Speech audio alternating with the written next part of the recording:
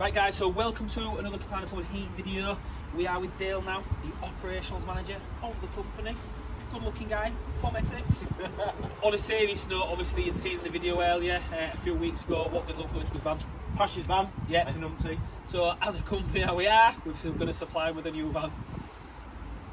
Anyway, I love it. I love it. I'm just hoping you don't crash this one. Fingers crossed. So this video will be a little bit different. I'm here today from an engineer perspective to look at what type of van we're going to use, because obviously inevitably it'll be us engineers on the road in the vans. Dale's here more to deal with the financing in relation to like the HP side of it, the leasing. So we're obviously going to take a lot of instruction from Dale and the salesman today. Basically, Dale's a salesman, so he can cut the jargon straight away, can't you? Yeah, we'll just be talking about like the option you've got as a business, really. Yeah. Whether you go down the route of the HP, down the route of the PCP, or down the route of leasing as well. All of them have different benefits in themselves, and you know, I suppose negative aspects too.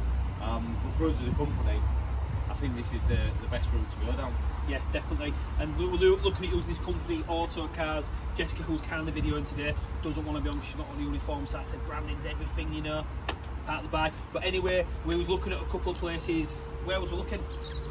On Cargo Row. Cargo, so it was looking like, oh, we was looking at going to Australia to see Matty. It was not feasible, was it? The cost just didn't stack up by the time you pay for the flight. Yeah, so we are like saying predominantly based in Hull, just down the road. So we're Willoughby now. We're in the posh yard where Dales lives, Care Keller. You want to go see him, HU10 him, go get him. We'll get in here then, shall we? We need some more.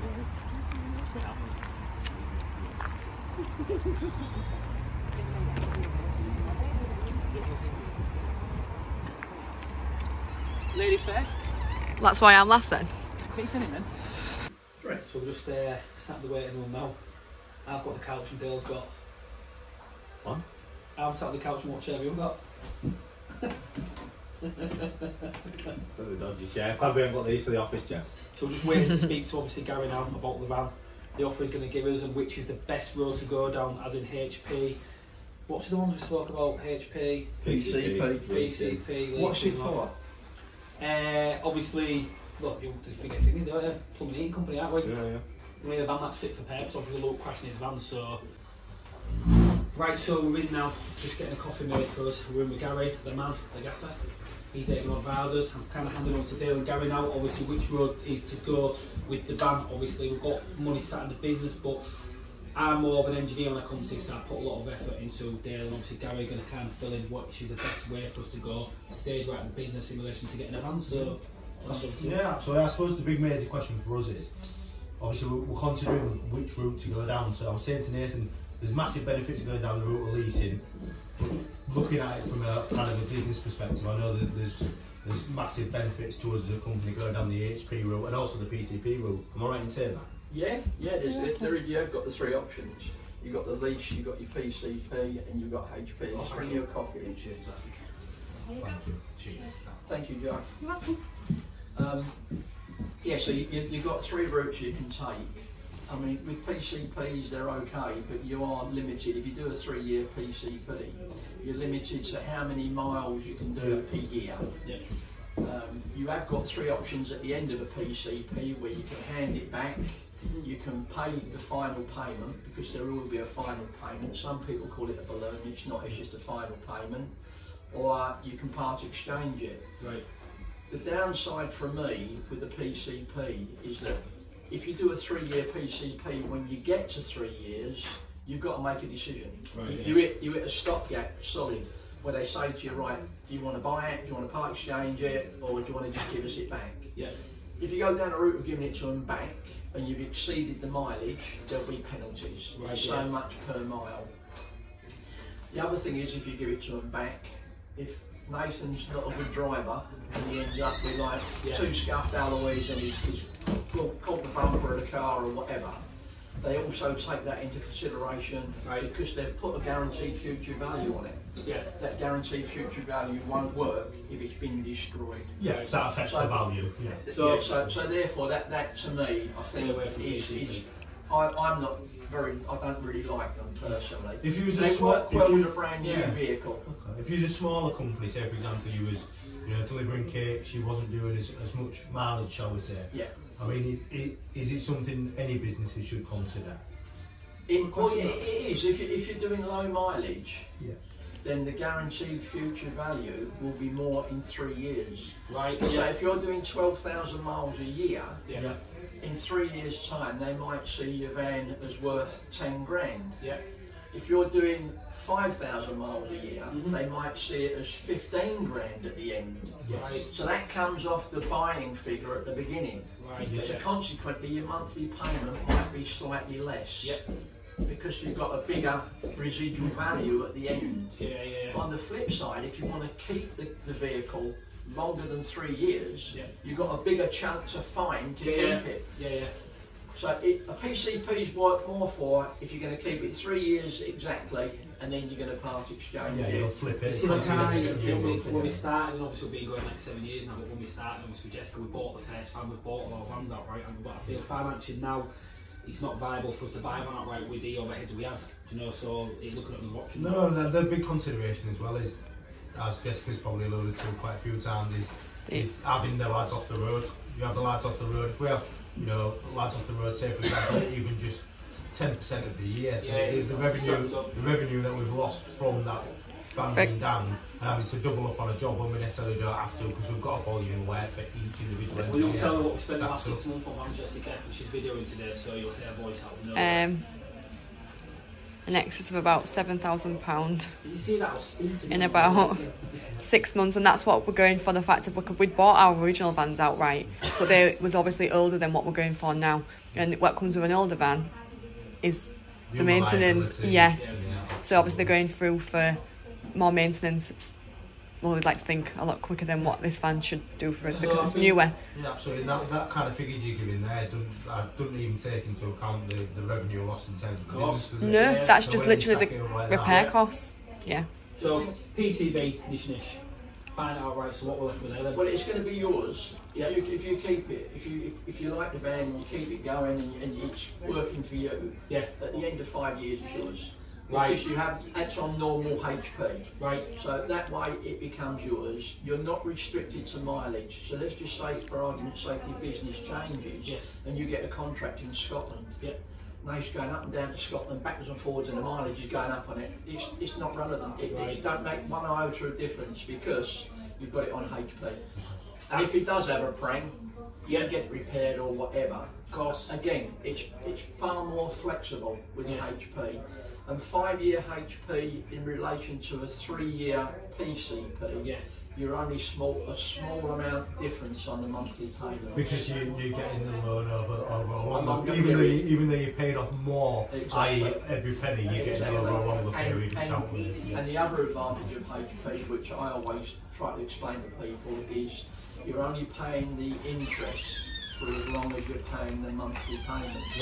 So if in 2 years' time you decide you want to change it, you want to get a brand new van, or you want to go to an older one, or whatever you want to do, or if your payment is too much, it gives you the flexibility of part exchanging it. And when you do, you get a settlement figure from the finance company, and that settlement figure, they cannot charge you all the interest on the remainder. So you only pay the interest for as long as you're paying your monthly payments.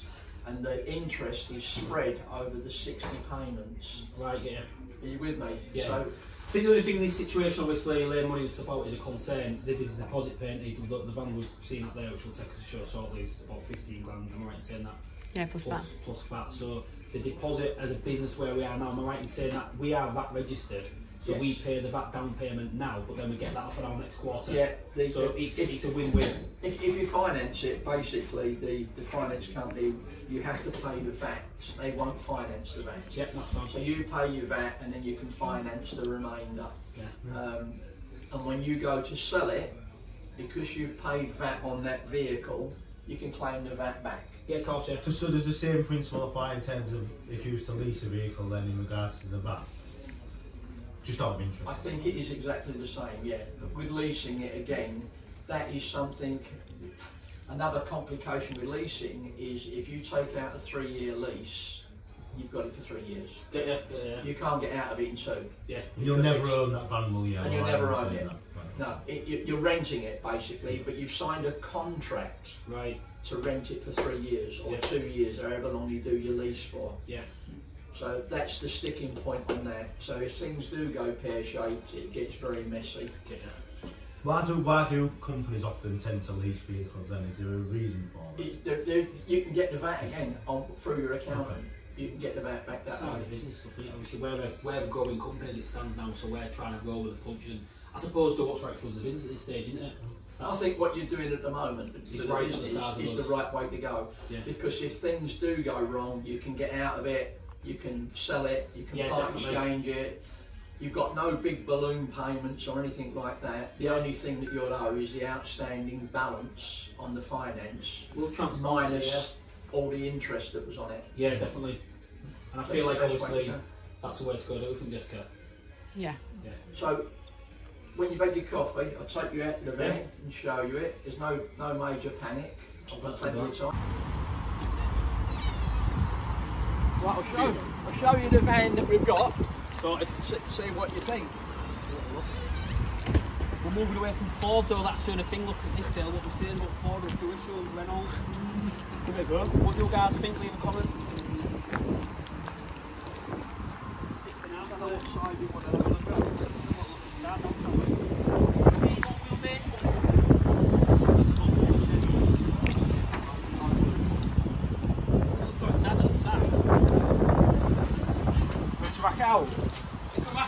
As well, I'll show you that as well, Dad. Look, we've got the little cubby on there so you can look at building a false floor, and rather than having pipe on the top and things being robbed, you can slide it there as well, can't it? Yeah. Has it got the AB aircon and stuff like that? What we've got inside, we've got the AB aircon on this side. Sorry, isn't it? 3-seater as well.